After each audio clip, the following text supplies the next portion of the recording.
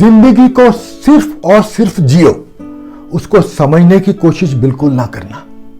चलते वक्त के साथ सिर्फ चलना, वक्त को बदलने की कोशिश बिल्कुल ना करना। दिल खोल कर सांस लेना, अंदर ही अंदर घुटने की कोशिश कभी ना करना।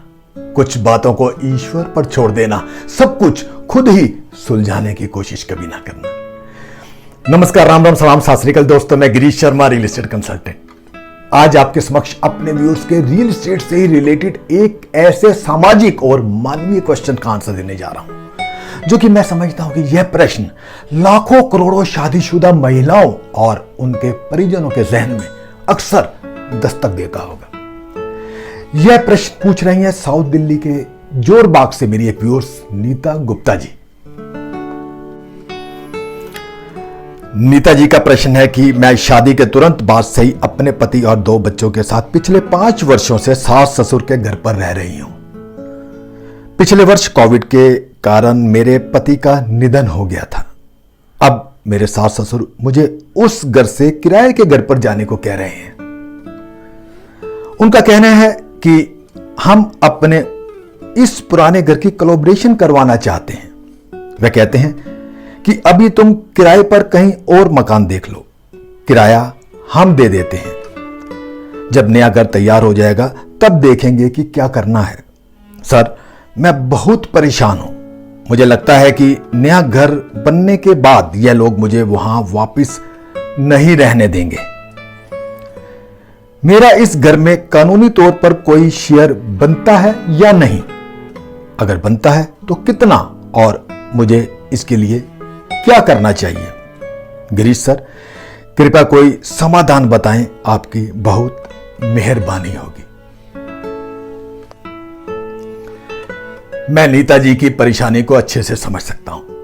मैं समझता हूं कि देश की हजारों लाखों विवाहित महिलाओं को इस तरह की या फिर इससे संबंधित कुछ अलग अलग तरह की दिक्कतों का सामना जब करना पड़ता होगा तो उनके जहन में बस यही प्रश्न आता होगा कि क्या उनका अपने सास ससुर की प्रॉपर्टी में, उस घर में कुछ हिस्सा बनता है जिस घर में वह ब्याह कर आई हैं और बरसों से उसी में रह रही हैं। दोस्तों, वास्तविकता यह है कि हमारे देश में अब तक कोई भी ऐसा कानून नहीं बना जो कि बहू को अपने सास ससुर की प्रॉपर्टी पर किसी भी तरह कोई मालिकाना हक दिलवाता हो या कोई राइट्स दिलवाता हो। हाँ, कुछ समय पहले सन 2020 अक्टूबर में माननीय सुप्रीम कोर्ट के घरेलू हिंसा के एक केस में बहू की फेवर में अपना एक ओपिनियन जरूर दिया था, जिसका बहुत से लोगों ने गलत मतलब निकालकर कुछ वीडियोस तक बना डाली, बिना उस केस को ठीक से समझे, उस केस की स्टडी किए बिना बहुत से गलत और भ्रामक आर्टिकल तक लिखने शुरू कर दिए। क्या था वो मामला?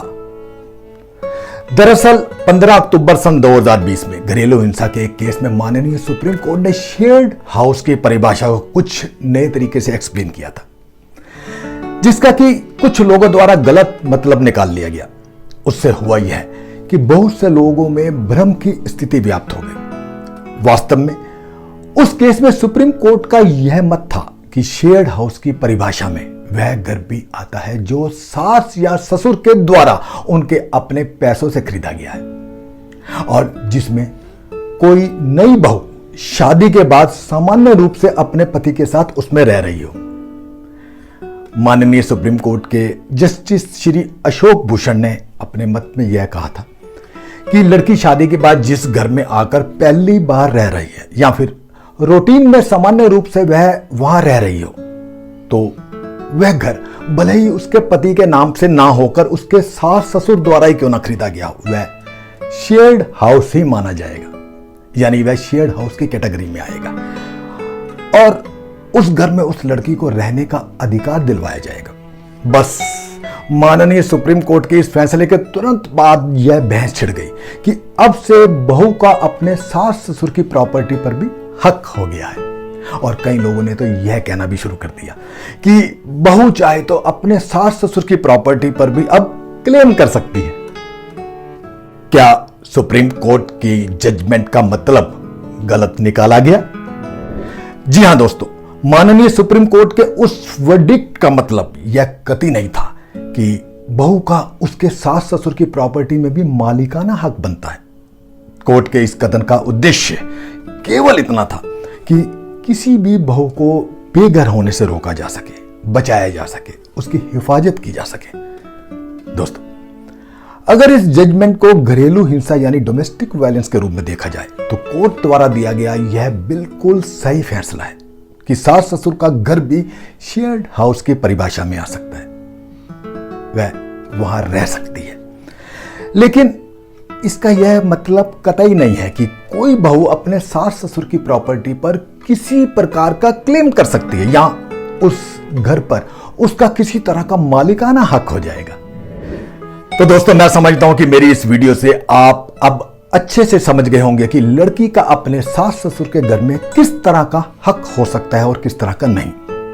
दोस्तों, रियल एस्टेट से जुड़े बहुत से संवेदनशील मुद्दों और ज्ञानवर्धक जानकारियों को मैं समय समय पर साधारण और आसान शब्दों में आपके समक्ष रखता रहता हूं। मैं समझता हूं कि मेरी इन तमाम वीडियो द्वारा आपके ज्ञान में कुछ ना कुछ इजाफा जरूर होता होगा। अगर आप चाहते हैं कि रियल एस्टेट से संबंधित मेरी नई आने वाली सभी वीडियोस का नोटिफिकेशन आप तक सबसे पहले पहुंचे तो कृपया नीचे सब्सक्राइब के निशान के साथ साथ बेल आइकन को भी जरूर प्रेस करें।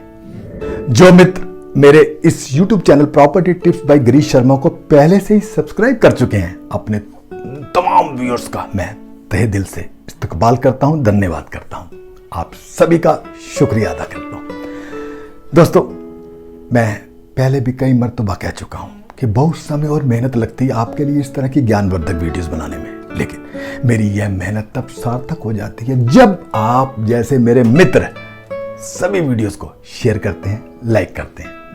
यदि आप दिल्ली एनसीआर में रहते हैं, रियल एस्टेट से रिलेटेड किसी भी तरह की समस्या से परेशान हैं, अपने परिवार के लिए या इन्वेस्टमेंट पर्पज से कोई अच्छी प्रॉपर्टी खरीदना चाहते हैं, अपनी कोई प्रॉपर्टी बेचना चाहते हैं, रेंट पर लेना देना चाहते हैं, अपने पुराने घर की कोलैबोरेशन कर उसे लेटेस्ट, नया और सुंदर बनवाना चाहते हैं, दिल्ली एनसीआर में अपने भविष्य को सुरक्षित करने के लिए कोई अच्छी रेंटेड प्रॉपर्टी सर्च कर रहे हैं, तो समय लेकर आप मुझसे मिल सकते हैं। यकीनन हमारी टीम के सभी सदस्य आपकी रिक्वायरमेंट को फुलफिल करने की कोशिश करेंगे। और अगर समय के अभाव के चलते आप नहीं आ सकते तो हमारी टीम आपके घर पर ही बेस्ट टू बेस्ट सर्विस देने का वादा करती है। दोस्तों, जल्द ही दिल्ली के एक ऐसे बेहतरीन कमर्शियल प्रोजेक्ट के साथ आपको रूबरू करवाऊंगा जिसमें इन्वेस्टमेंट करके आप बहुत अच्छी रिटर्न प्राप्त कर सकते हैं। बस जरा इंतजार कीजिए और इस चैनल को सब्सक्राइब कीजिए। आखिर में मेरा नजरिया, दोस्तों, आज इंसान इसलिए परेशान है क्योंकि जो गर्मी रिश्तों में होनी चाहिए वो हमारे दिमाग में आ चुकी है। आज हम अपनी प्राइवेसी के चलते इकट्ठा नहीं रहना चाहते, लेकिन हम यह नहीं समझते कि मिट्टी जुड़ने से ईंट बनती है, बहुत सी ईंटों को जुड़ने से दीवारें बनती हैं और बहुत सारी दीवारों को जोड़ने से एक सुंदर घर का निर्माण होता है। जबकि ये सब चीजें बेजान हैं, तो जब ये सब बेजान चीजें इकट्ठा रह सकती हैं तो हम सब तो फिर भी इंसान हैं, हम इकट्ठा क्यों नहीं रह सकते? मेरी इस बात पर विचार जरूर कीजिएगा। जल्द ही रियल एस्टेट से मुतल्लिक किसी नए अनछुए और ज्ञानवर्धक विषय के साथ आपसे रूबरू होता हूं। तब तक के लिए इजाजत। जय हिंद, जय भारत। आपका अपना गिरीश शर्मा।